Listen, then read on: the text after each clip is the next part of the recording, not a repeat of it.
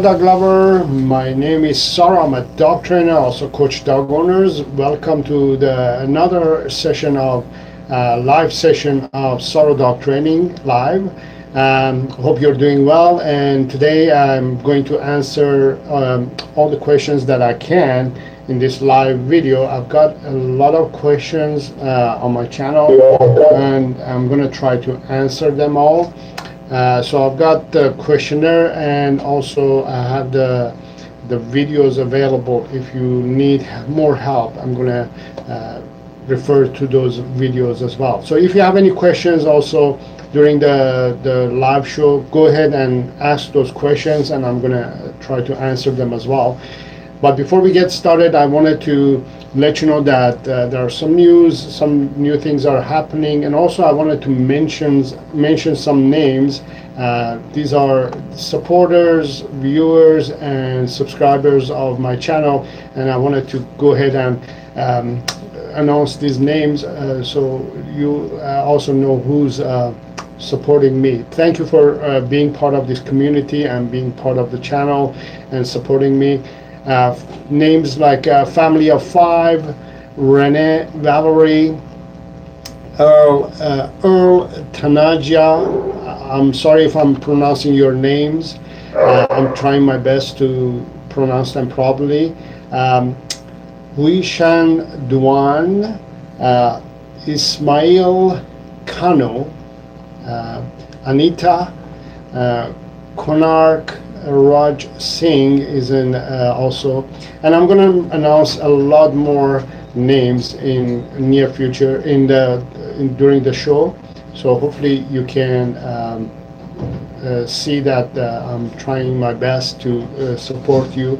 So I've got a lot of questions regarding several topics. One of them is biting, puppy biting, which is very common in puppies, and I'm going to try to answer this question, how to deal with it and why that happens. But also, before we get started to the questionnaire, I wanted to let you know that starting this week, I'm going to be going live every 2 weeks on Friday at around this time, 11 a.m., 11:15 a.m. Pacific Standard Time. And also I'm going to be posting 2 videos per week on Wednesdays and Sundays. I'm trying a new time and day to see if I'm going to get more attraction on my channel. But we'll see how it goes. I may switch around again. But for now, I'm posting 2 videos Wednesdays and Sundays, and also I'm going to go live every 2 weeks on Fridays at around 11 a.m. Pacific Standard Time, which is around this time. So I'll see you in 2 weeks. But let's get started with questionnaires, and I see that I've already got a question from Raiba Brady.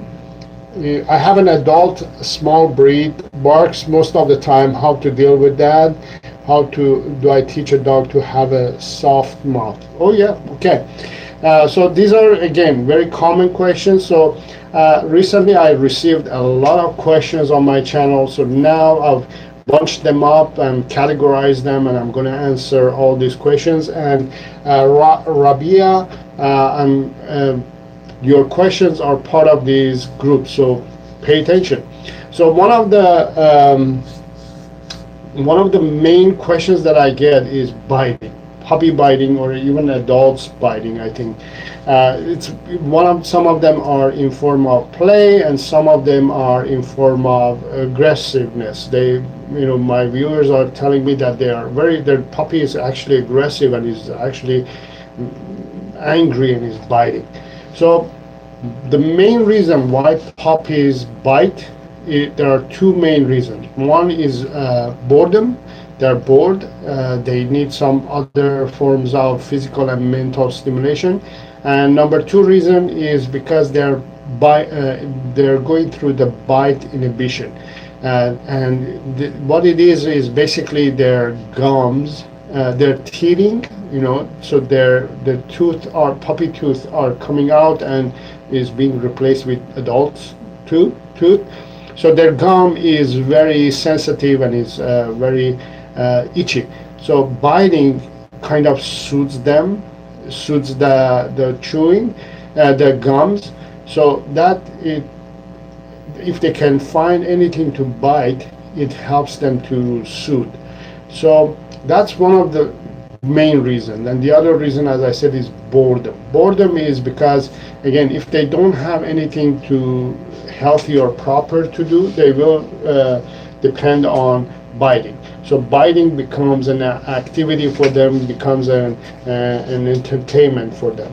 So what you want to do is focus on providing your puppies daily 5 essential needs, which are exercise, training, socialization, care, and then affection. So if you provide these 5 things, your dog, your puppy is going to have less, its daily essential needs, physical and mental part of its daily needs is going to be stimulated and is not going to be bothering you much. So you want to exercise your puppy properly. So what you want to do, you want to play with your dog. You want to allow your puppy to play with other dogs. You want to provide toys, all kinds of activities that you can provide for your puppy. Toys, other puppies to play with, other dogs to play with, going for a walk.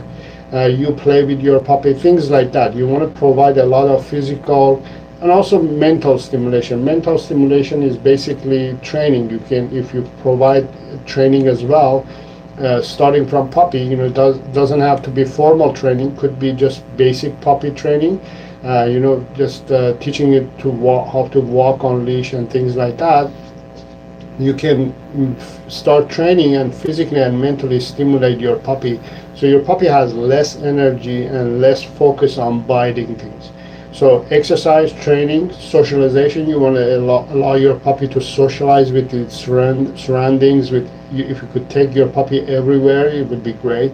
That's a great mental and physical stimulation as well. Care and also affection, right? So focus on exercise, training, and socialization with your puppy, and you're going to see that your puppy's biting behavior is going to be phasing out. Meanwhile, we have another question from Steve Bertiamu. I'm sorry, I'm trying my best. Steve is asking, are you okay with the use of a prong collar on walks? Of course not. Prong collars are worst tools to use especially on a puppy or a dog. Prong collars cause pain in dogs. That's why they usually work, because they poke the skin of the dog, so they do hurt. They have to cause pain in order for the dog to react to it. So they feel pain and they cause pain in the dog. So that's one of the main reasons that I don't suggest you to use prong collars. And second of all, when you use prong collar or any tool that causes pain in your dog or your puppy, your dog or puppy is going to associate that pain with you, and you don't want to be associated with pain with your dog. If your dog feels that you are causing that pain, they don't know that you mean well. They think that you are causing that them to have that feeling of pain. So they will associate pain with you, which is negative. You don't want that to happen with your dog. With your puppy or a dog, what you want to mainly do is focus on improving the walk. So I have a whole bunch of videos on my channel that you can watch to improve the walk. So I'm gonna link the videos that I want you to watch and improve the walk. Don't depend on tools, because tools can cause, as I said, pain and negative reaction from your dog. So what you want to do is, for walk training, watch the following video. So if any of you have issue with walking, please go ahead and watch these videos. I'm going to share the link on the chat line, and please go ahead and watch those and improve your dog's walk. You don't want to, again, depend on tools. So first of all, when you depend on tools, you're causing pain and negative associations between you and your dog. And also, you're going to be always depending on tools. You don't want to be dependent on tools. You want to change your dog's mind. You want to change your dog's thinking about the way it's going to be reacting. And pain usually doesn't allow them to change their thinking. Pain makes them to feel pain and focus on the pain and the feeling that they get when they are wearing that. So you want to change their mind before you take them to walk. So improve the walk so you don't need to depend on tools. And prong collars, shock collars, choke chain collars, these are no in dog training. I highly suggest you not to use, and I don't really support them at all. Krista XOXO93 is asking, how do I teach my 6-month-old puppy how to stay off the garbage? So believe it or not, number 2 common question that I get in my channel is table surfing or counter surfing or getting into things that dogs they're not supposed to. So the way you manage and control this situation is, first of all, controlling the environment. So what that means is you want to make sure that your dog is not physically able to get into things that you don't want them to get. So human has to be in charge of that. Later on, you can get into training the dog not to get into things, but for now, what you want to do is manage the environment, control and manage the environment so your dog is physically not able to get into the garbage or the table or the counter. So counter surfing, getting into garbage, things like that. So manage it. So one of the ways that you do is you basically put fences or gates or baby gates, expands, things like that to block the dog from getting to that environment. Now, if your dog is in that environment, you have to, the other way that you have to manage it is either having your puppy or dog on a leash so you can control, manage it, or don't have your puppy in the environment. So make sure that if your dog is, for example, by the counter or a table or by the garbage, your dog is either on